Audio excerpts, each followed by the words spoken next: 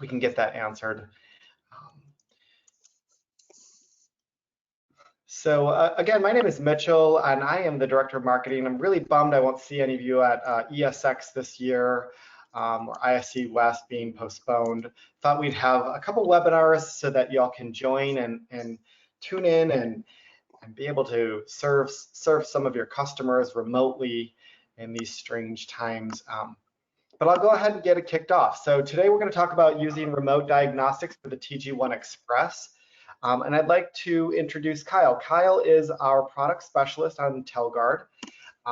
So he actually comes from the industry, so he's got plenty of experience running these kind of remote diagnostics on all sorts of our products and other products, so he's really knowledgeable. And of course, you can always call our Telguard support 800 number. But Kyle, he's really the guy to go to if you've got an extra complex question. So he's going to host a webinar today to talk about, some of the things that you can do remotely that you don't have to go do a truck roll or send someone on site. So I'm going to hand over the presenter role over to you, Kyle, and let me know when you got that confirmed and you could share your screen. So for those of you just joining, again, you're all in listen-only mode. We'll have an opportunity to do some Q&A. And with that, I see your screen, Kyle, so I'll let you take it from here. All right, we've got the presentation up, right? Yep. Yeah, we are good to go. Making sure, because doesn't always tell me. All right, guys. So just to give you a little background, like Mitchell said, I've been in the industry for a while. I started out in a call center, and then from there I was a tech out in the field for a couple of years, and then now I'm at Telguard as the product support specialist. So getting into the TG-1 Express and remote troubleshooting for that unit. So what we're essentially going to cover is in regard to Telguard.com and how it can benefit you as a tool to remote troubleshoot. So we're going to go over just some basics, logging in and then searching a subscriber, how to get a status report, how to view and read that report, and the different troubles and what they mean for you as a dealer.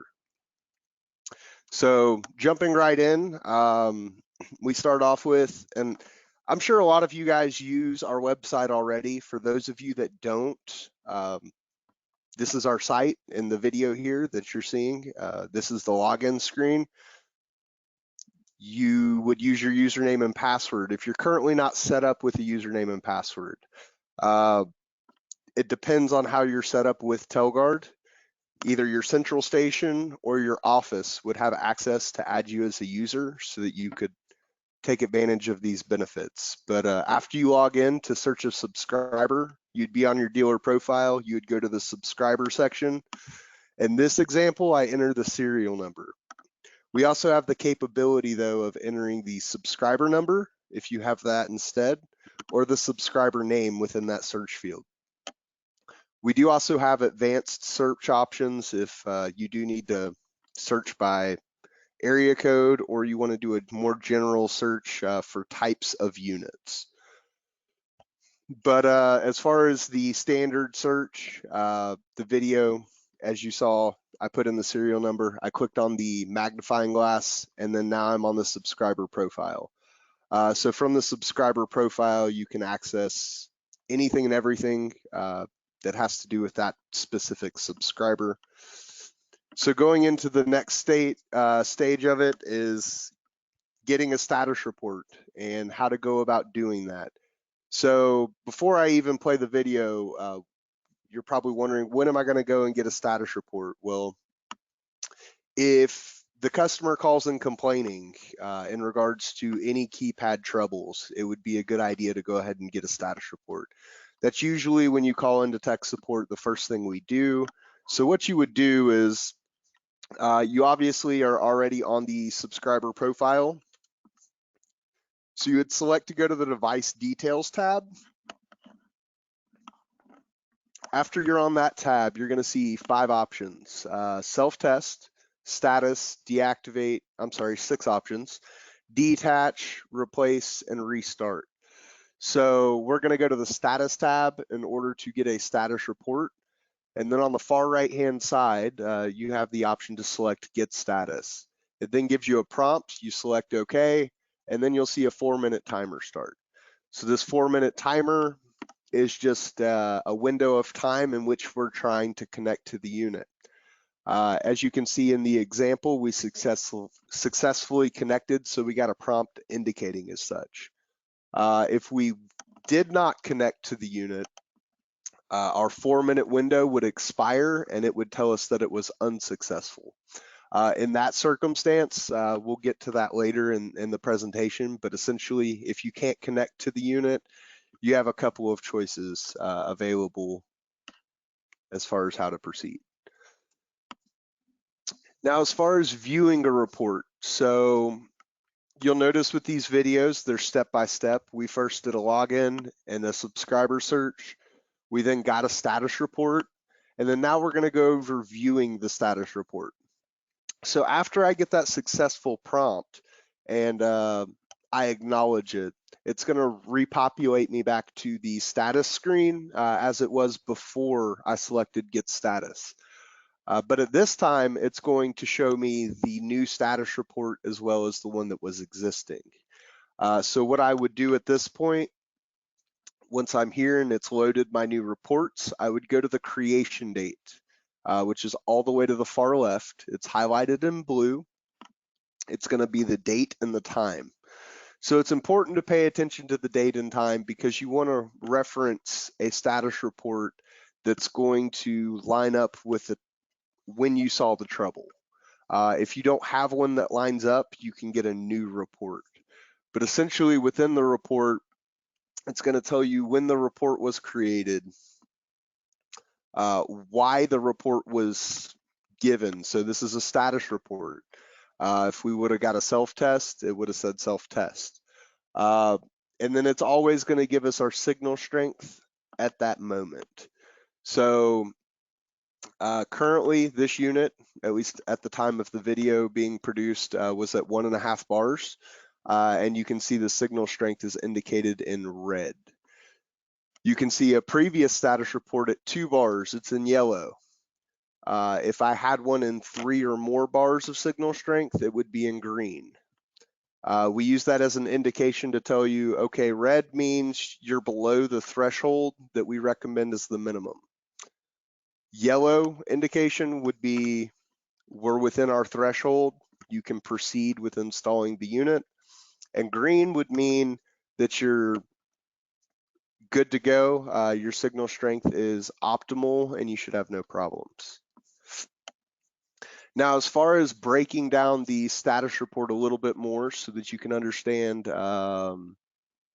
what you're looking at, what troubles occurred, and then the date and time. So specifically with a TG-1 Express, we really only have 3 troubles we're going to monitor. That is a LPF, which stands for low power failure, NSC, which stands for no service condition, and RFC, which stands for radio failure condition. We'll get in more depth as to what each of those troubles really means, but within the report, you'll see, like I stated in the last slide, the creation date. The context is always going to be customer, so just understand that you shouldn't really see any difference there. The issue could either be a self-test or a status report. A self-test being the issue indicates that either the unit went through its manual self-test at the designated interval, which we'll get into more later, or you manually triggered a self-test, which is done under that self-test tab. Or you're going to get the issue of status report, which, as you can see with this one, if we go and request status, we're going to get status report as the issue type. Now the result, this one says all okay. If I had had a low power failure, a no service condition, or a radio failure condition as an active trouble at the time of this report, it would indicate that trouble in the result column. So understand that all okay means currently there are no troubles. So with that being said, I could show in this report previous troubles. Excuse me. So what that means is where it shows LPF, I have two columns. I have LPF and then I have LPF time. So what that's going to do, the first column is going to give me the number of occurrences of that LPF trouble since the last status report. So if my last status report was April 19th, and then I got this status report on April 21st, and I had 8 low power failures within that time, I would show 8 as my number. As far as the time goes for LPF time, that's going to provide me with the date and the time of the last trouble. So if the last LPF was today at 9 a.m. and I got this report today at 10 a.m., it would show that the last LPF was today at 9 a.m. The same would apply for the no service condition and the RFC. The local time located at the bottom is going to be the time that the unit is showing. So just like your cell phone, when you travel across the country, knows what time zone you're in and adjust your time that's displayed on your phone. The Telguard does the same thing. So if for some reason you install in multiple states, if you're in multiple time zones, you can see that the unit is actually showing the proper time zone. Now at this point, before I move forward, I just want to see if there's any questions. So feel free to go ahead and send us any chats with any questions you've got. We'll give you a couple minutes here and we'll see if anything comes through, and then I'll move forward with the presentation. Hey, Kyle. Hey, everyone. I don't see any questions yet, but if anybody has any, please chime in or send out a chat. All right. Well, I don't see any activity as of yet, so I'm gonna keep moving forward, but please feel free at any time. Just go ahead and chat over any questions, and just know at the end we'll unmute everybody and let you guys answer any or ask any questions that come up at the end.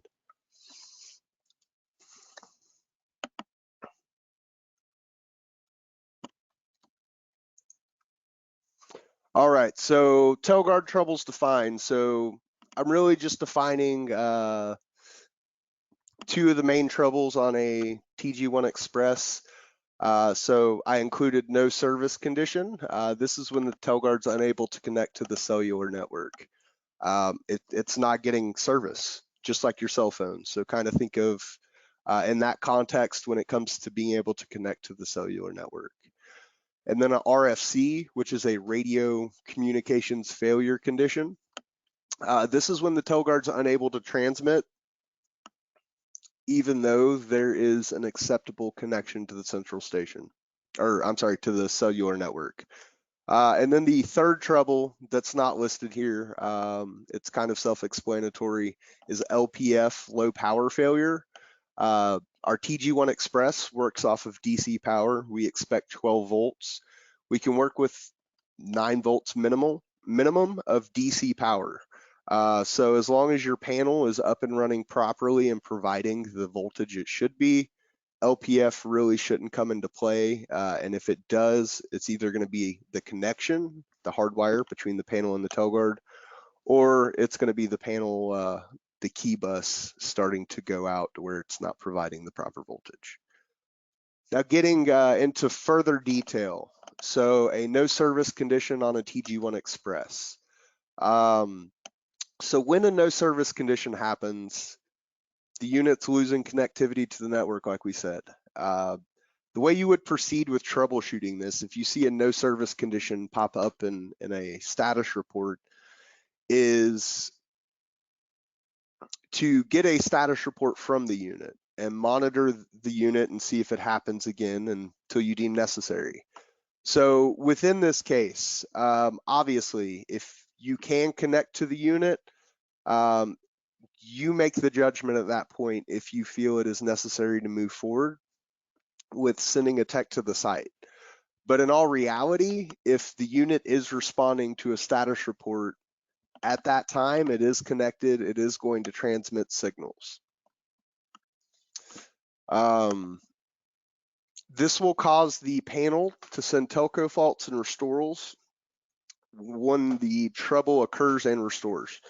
So obviously, if we're in a no service condition, until the no service condition restores, the Telguard's not going to communicate.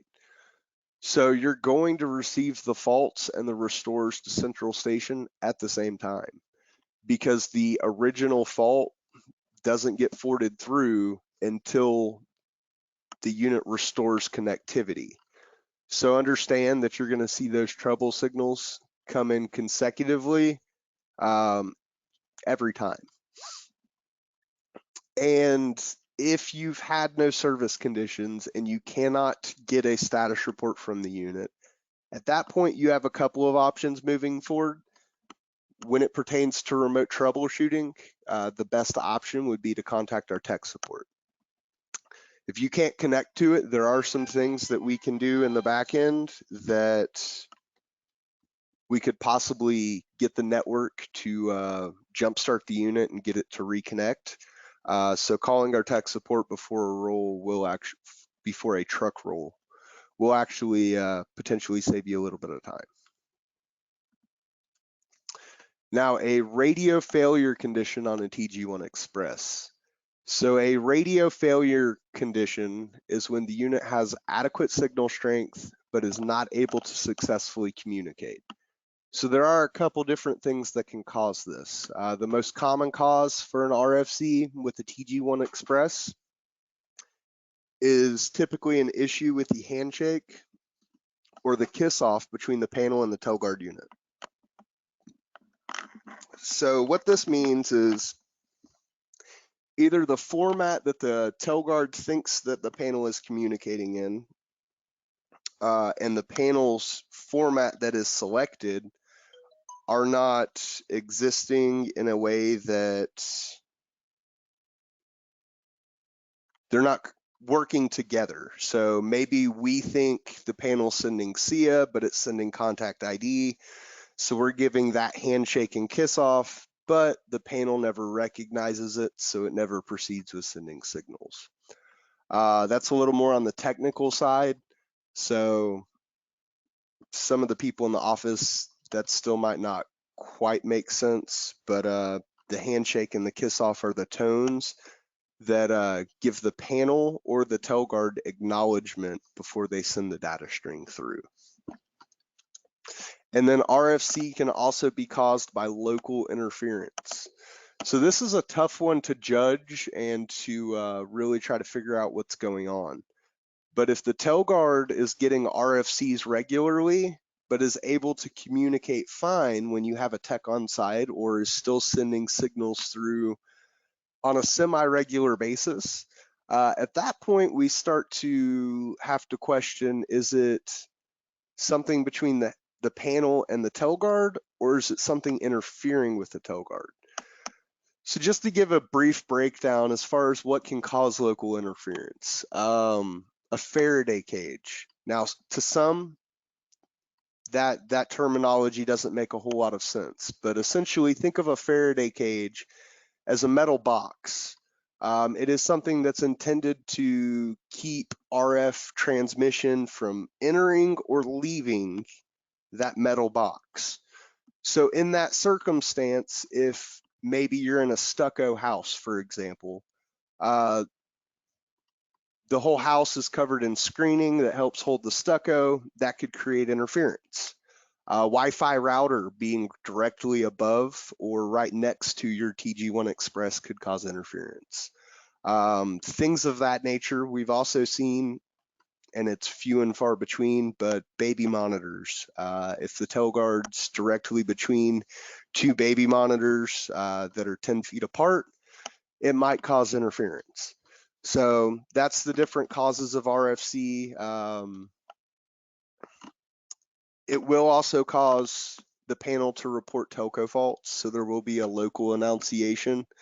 And then once the trouble restores, you will get those telco faults and telco fault restorals to your central station.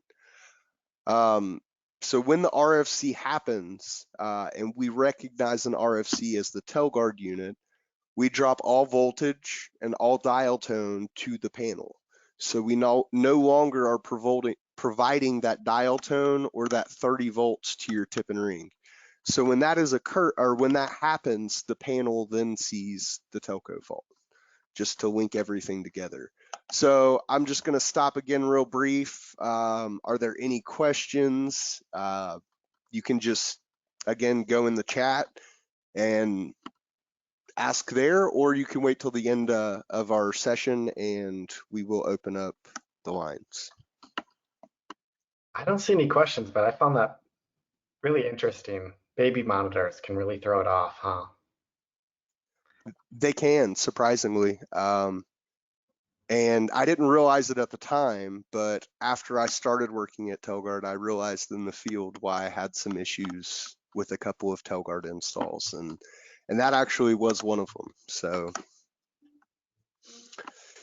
all right, well, I'm going to move forward with the presentation. So now we're going to get a little more into troubleshooting as far as things you can do to help with no service conditions, as well as even RFCs. Excuse me. So just as an example, your unit showing no service condition troubles in your status report.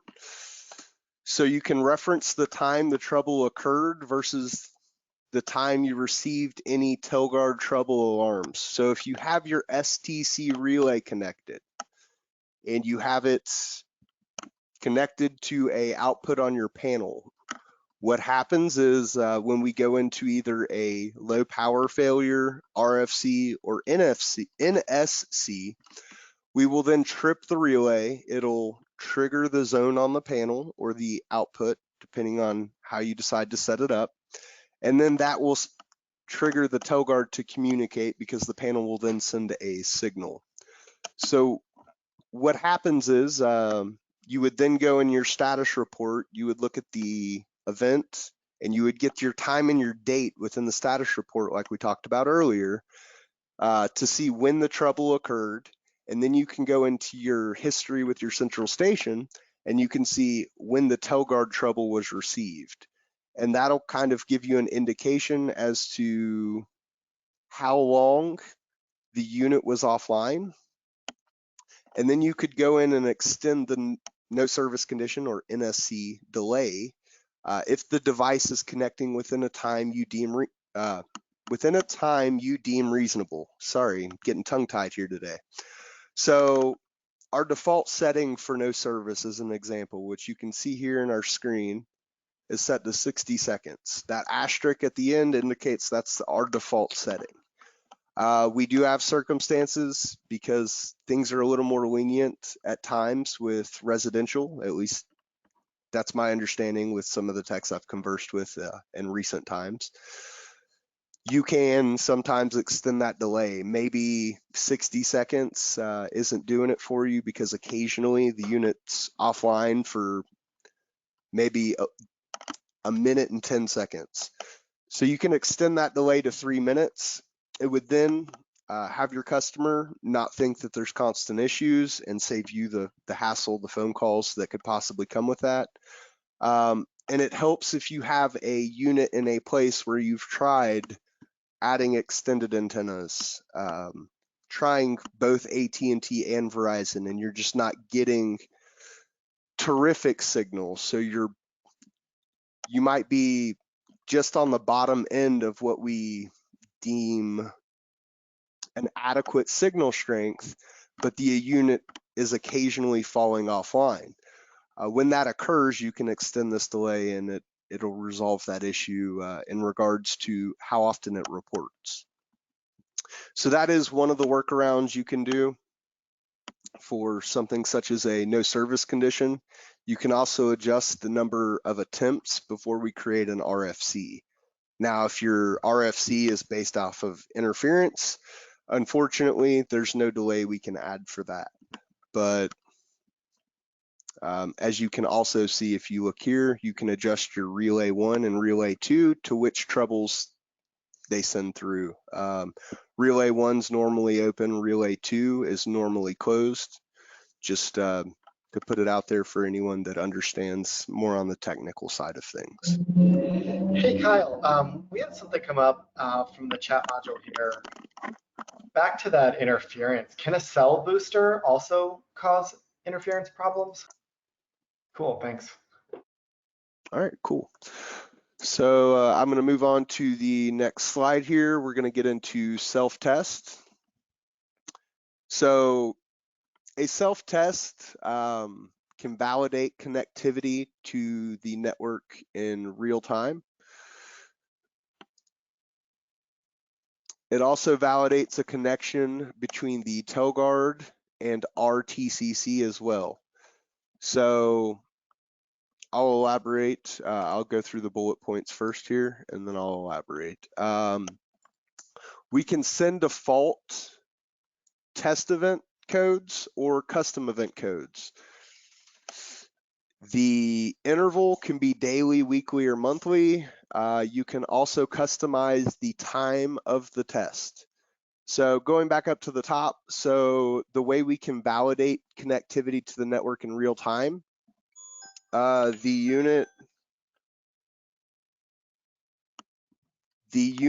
when we run a self-test, we can manually trigger one if the unit is set up for a monthly, daily, or weekly. And what that'll do, if the unit passes, we know, one, we're able to send out from our TCC, which is our backend, which I'll get into the terminology a little bit later. But we're able to send a signal from our TCC through the network to the Telguard. At that point, the Telguard then responds through the network to our backend. Then at that point, we would forward a pass or a fail signal to your central station.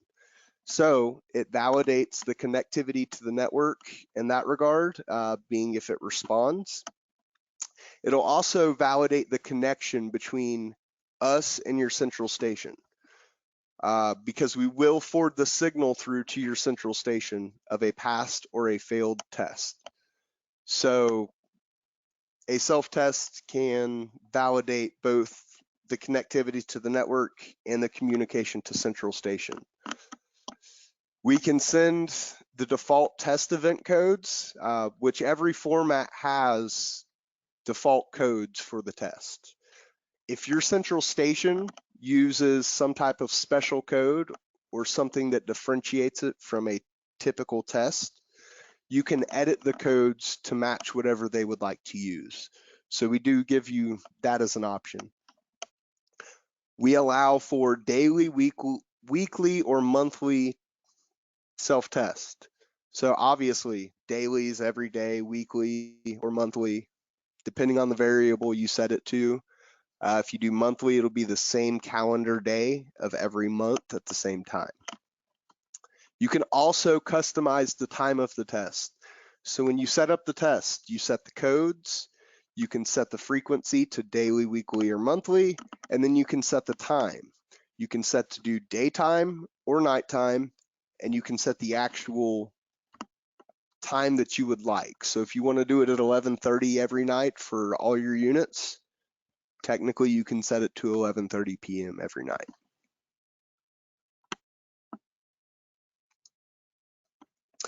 Now, to get into the terminology and to define it for you guys a little bit, when I say things like TCC or cellular only, so TCC stands for Telguard Communication Center. We commonly refer to this as our back end. If you talk to tech support and you've heard, let me check our back end, we're checking our TCC. So this is where we process signals and then forward them to central station. So TCC, if you've ever registered a unit, or even if you haven't, you'll see the option under the communications for the Telguard unit that you can select TCC, or Telguard Communication Center, or Alarm Panel CC. So what this does is it gives you the option, if you're doing, the best example would be a takeover. If you're doing a takeover, you can select to do TCC, and what that gives you the option to do is redirect the signals. So maybe you're not able to get into the programming of the panel. So under those circumstances, we are able, using TCC, to override the account number and the receiver number that we forward the signal to. So the advantage that gives you is saving yourselves defaulting a panel so that you can reprogram it so that it'll send signals to the proper location. So it can actually save you a lot of time and effort with your technicians. Telco, I believe this is pretty standard in our industry, but just to make sure everyone's on the same page, we also refer to it as POTS, or plain old telephone service. So this is us referring to the copper lines on the site, or now you have fiber wire, but yeah, this is plain old telephone service is what we're referring to. And then mode of operation. So mode of operation for the TG-1 Express, you're really only going to get one option. But this is the way that the Telguard will work. So there are 3 possible settings. Again, the only one we're worrying about on our end for the TG-1 Express is cellular only. The Telguard will be the sole path provider of communications, and we won't be monitoring a telco connection. The TG-1 Express only has one connection, and it's an output. It's going to go from the Telguard to the panel. We do not have an input connection on the TG-1 Express for a POTS line. And then the last thing, which we already covered, but just to ensure, self-test. This is just a test performed by our TCC that sends a message to the unit from our backend. Then we get a response from the unit, or we don't get a response. And depending on that, we'll either forward a passed self-test or we will forward a failed self-test to the central station. And as of now, that's all I got. If there are any questions or anything, we're actually, Mitchell, I think at this point we can open up the lines and we can let them ask live questions if they'd like. Cool, yeah, that was really great, Kyle. I'm gonna go ahead and unmute everyone, so it will get a little bit tricky if everyone tries to talk at once, but I've unmuted you, but then you'll have to manually unmute yourself to chime in. So if that makes sense, you're unmuted, so you have the opportunity to speak up, but if you do want to say something, you'll have to then unmute unmute from the control panel. I think I hear you, Walter and Rudy. Yeah, I was just testing the unmute feature. I don't actually have a question. Question: how can I remotely call into my panel and say change passcode using modem 2 squared, the Bosch? Okay, so we do have what is called Puddle, which is a little more advanced than we intended to get into here. But we do have what's called Puddle, which stands for Panel Upload Download. So what that does is, if you have, say, a DSC panel, we use what's called a Telguard virtual modem, which is software we've created that'll allow you to create a COM port that you can then use if you're using, for example, a DSC system. It'll give you a COM port to use with DLS5, and then we have instructions on how to set that up. So then it would allow you to connect to the panel just like you would over a standard modem. And then it would allow you to change any of the panel programming that you could typically change through the manufacturer's software. Do you support Bosch's modem 2 squared? The format itself, yes. As far as dialing in with that, again, we would have to be using the Telguard virtual modem and the software that Bosch provides, I don't know that we're compatible with Bosch just yet. But yes, we are compatible with modem 2 squared, and yeah, anything newer as